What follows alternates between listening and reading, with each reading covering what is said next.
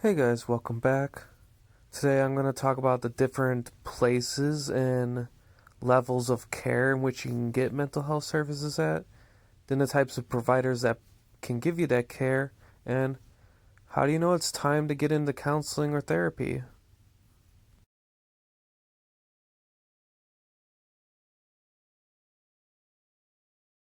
First thing you want to consider is the phrase level of care. What that means is how intense does the treatment need to be?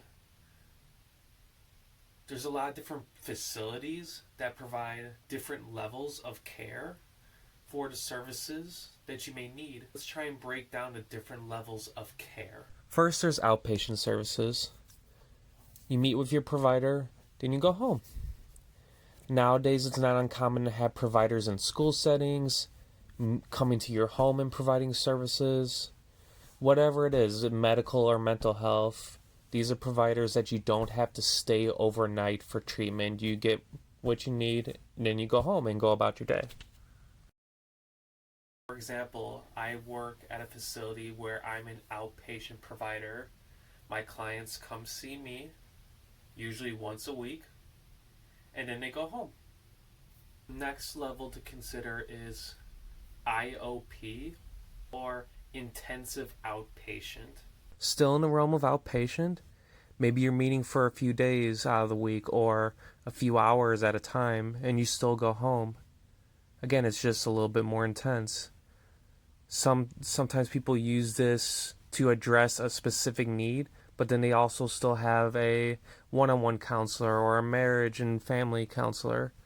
And then the two providers can collaborate to create an effective plan that involves both sets of needs.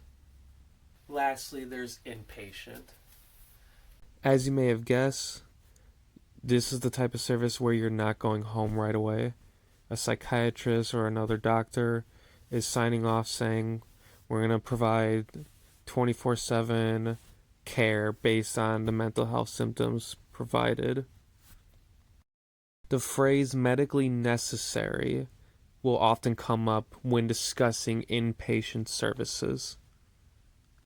If you suspect imminent or immediate risk to yourself or someone else, it's totally appropriate to call 911 to get that type of assistance right away. Some factors to consider before choosing the type of care that you need: consider your insurance. What is your insurance willing to cover if you have insurance? Or are you willing to pay out of pocket? Access. Is the type of service nearby, or would you have to travel to get to that facility?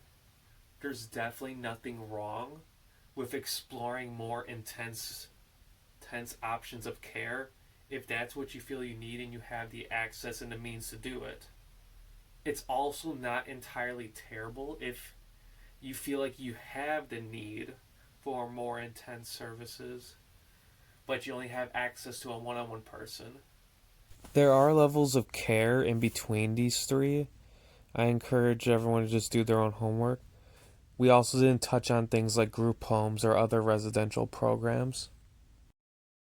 Last little thought on this subject. It's totally okay if you just go to the closest emergency room or hospital. Even if they don't have a behavioral health unit, they can transfer you to a hospital that does have what you need. Now we have an idea of what types of services and types of places we can go to. What kind of providers do we need? There's a handful of a bunch of different letters and acronyms, and that can be really overwhelming and confusing. I'll do my best to try and break it down. So again, it's also going to depend on need. Just some quick ones that I can name off the top of my head is, you got your doctor, it's your psychologist, and your psychiatrist. Some examples of medication management could be someone being prescribed trazodone for sleep and symptoms of depression, whereas someone can get a monthly injection of Invega for psychosis. Again, these are prescribed forms of treatment from a psychiatrist, usually best coupled with other mental health therapy. With psychologists, you're thinking personality traits, you're thinking intelligence, you're thinking attitudes and skills that require very in-depth, formal like tests and assessments that can only be conducted by psychologists. And from those assessments can create treatment plans. Next, you have your social workers and you have your counselors.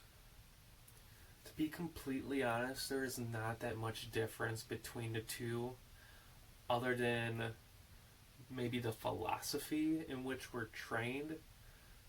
Both are able to diagnose, both at a minimum have a master's degree, at least in the United States. Both at minimum have a license to do what they're trained to do. And just to clarify, if someone's calling themselves a social worker or a counselor, that means they have a license. You have to have a license to use that language and provide those services.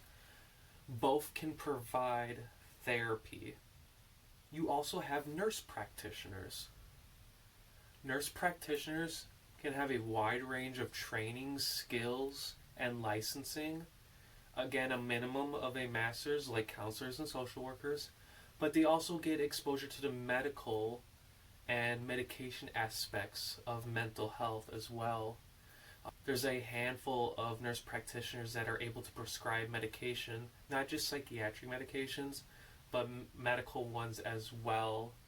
So when I've had knee surgeries in the past, I saw a doctor that ran tests like an x-ray or an MRI and then did surgery and then also prescribed me medication and a script for physical therapy, much like a psychiatrist or a psychologist would.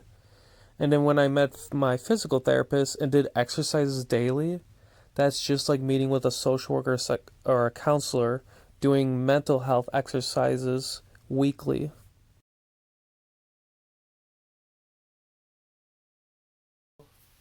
It's going to look differently for everyone. I know, shocker.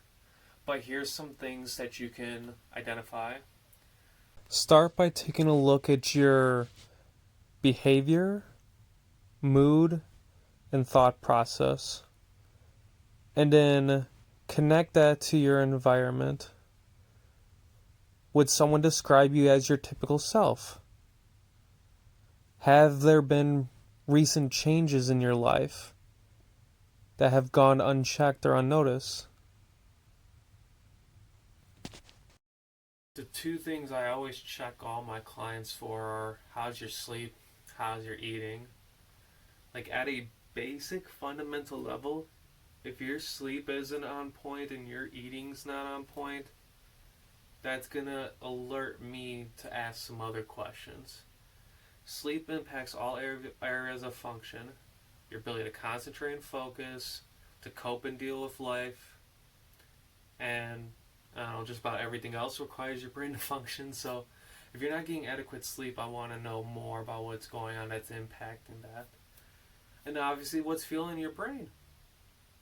What are you eating that's providing your body that energy that your mind and the rest of your body needs?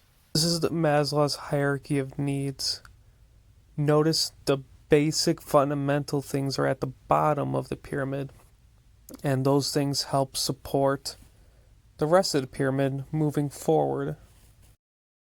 Another thing to consider when you're trying to gauge if you're having a problem or not. Assessments are for clinicians and therapists are right now. There's generally three things we're looking for when people are describing their problems. It could be anything. It could be their mental health. It could be their family stuff. It could be past trauma.